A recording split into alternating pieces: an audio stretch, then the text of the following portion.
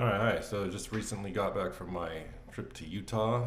Me and my girlfriend Erica took a nice trip out there. Went to Moab Desert, hit Arches National Park. We saw Canyonlands National Park, and we saw Dead Horse Point State Park.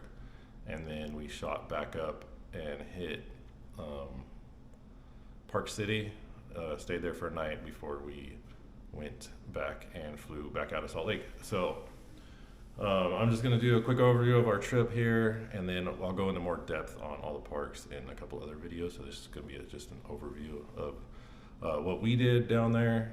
So if you're planning a trip, you can use this as some research. I know I always look into everything I can, so hopefully this helps someone else if you're planning on going out to Moab Desert. Flew into Salt Lake, rented a car. I originally requested a small SUV, no, a mid-size SUV to rent, and they did not have one when we got there. It wasn't available.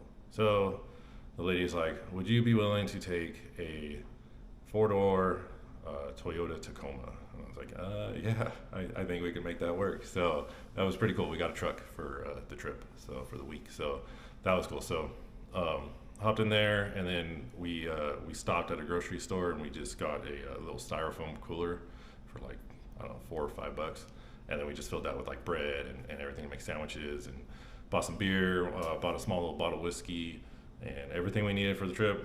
Loaded that in there, and then drove down to Moab. That's a 4-hour drive from Salt Lake to the Moab Desert, and it's real pretty. I'll tell you what, everything in Utah was absolutely beautiful. When you leave, even Salt Lake, when you leave Salt Lake, you go through like Provo Canyon, and that was real pretty, just shooting through there. Our flight got delayed, so we were kind of going through there as the sun was behind the mountains, so it looked really pretty. And then we got to Moab. We stayed at Arches Inn. It's one of the first hotels you come to when you get into town, and it's 5 to 10 minutes from Arches National Park, which is really cool.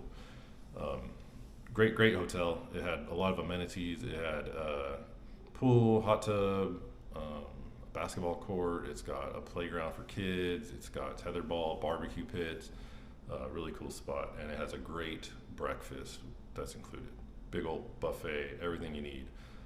We went to Arches the first day, and for all the national parks, you do need a pass to get in for the day. I just bought the annual pass, which is $55.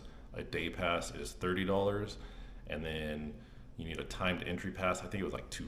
It's not much, but I got one for at 10 a.m. and I read that it backs up, so we went an hour early and there's no line, so we just got in at 9 o'clock. It is open 24 hours, and if you go before 8 or after 5, you can get in without a timed entry pass. It's just everybody comes in during the day, so it does back up, so try to go early. And everything I read said you can do the whole park in one day. If you really want to do everything in the park, you're gonna need like 2 days. We didn't do Fiery Furnace, which is a hike you need a pass for. I didn't get a pass for it, but there's a couple other longer hikes, Devil's Garden and stuff. We didn't do that one. So, and we spent all day in the park. So to do all of it and see everything, if you really want to see everything, you're gonna need like probably a day and a half. And after Arches, we went back to the hotel, crashed out, and then the next day we hit Canyonlands. And Canyonlands is a huge park, and there's Schaefer Trail that goes down through Canyonlands, and there's a lot of hikes down there. I would recommend a four-wheel drive vehicle. They recommend a four-wheel drive vehicle to get down there. And if you want to hit some cool hikes, you got to go down there. We did not do that. We stayed up in the island in the sky and looked at all the different overlooks, and there's a couple other hikes out there. You can see Mesa Arch. You go there in the sunrise, and the sun pokes through Mesa Arch, and that's a popular spot. A lot of people there. But Canyonlands was awesome. If you just want like all these overlooks and you're not looking at doing a ton of hiking, then Canyonlands is a great spot for that, because there's not a long hike. There's just a couple little walks, and there's these huge overlooks. Just looking at everything. One of my favorite ones was the Green River overlook, and it was just absolutely beautiful. So then we hit, next day we hit Dead Horse Point State Park, and what we did was we rented mountain bikes, and we mountain biked through Dead Horse Point State Park, and that was awesome. I mean, you're riding through here and you can see like on one side there's this huge canyon, and on the other side is like this green prairie. And so we just did that. We hit some easy trails. I'm not much of a mountain biker, and actually Erica mountain bikes a little more than I do.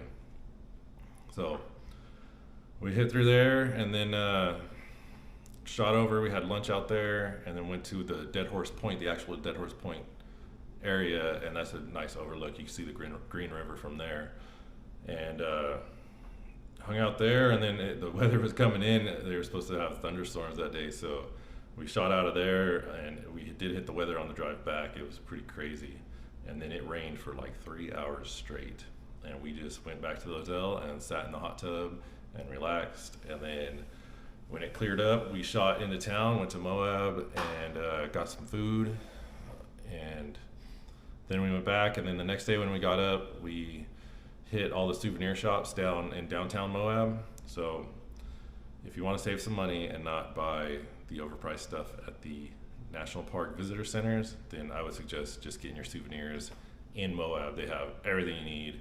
It's like a third of the price than what it is in the National Park visitor centers, and they have a huge selection of stuff. So we hit like 4 different souvenir shops down there on Main Street, and then we shot up to Park City, and we were going to stay one night in Park City because it's like 40 minutes from Salt Lake, and then just catch our plane.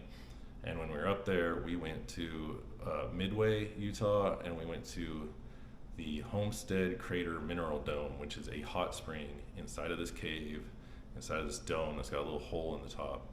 The water is like 95 degrees, and it's like 60 feet deep, so there's actually scuba divers in there swimming. They're down under you, they dive down, and then you pay us like $20 for, I don't know, 45 minutes, and you just sit there, which I'll tell you what, after a week of hiking, sitting in that was great. It was nice and relaxing.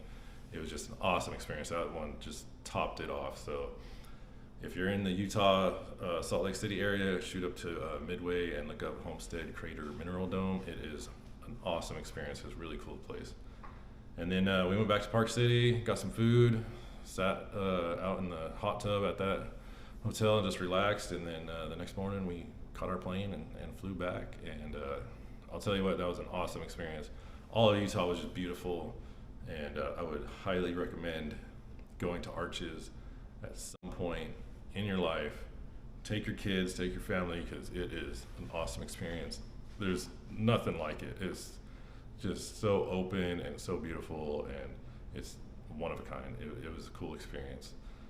Some of the things you could do differently, if you're close enough and you can just road trip there, you can save a lot of money not doing planes, obviously, a ticket or rental car. And then if you don't want to stay in hotels, there's campgrounds everywhere in Utah, and I think you can pretty much camp anywhere. There's a lot of BLM land out there, so you can kind of just camp. There's campgrounds all over. There's some campgrounds in the national parks. There's some campgrounds in that state park.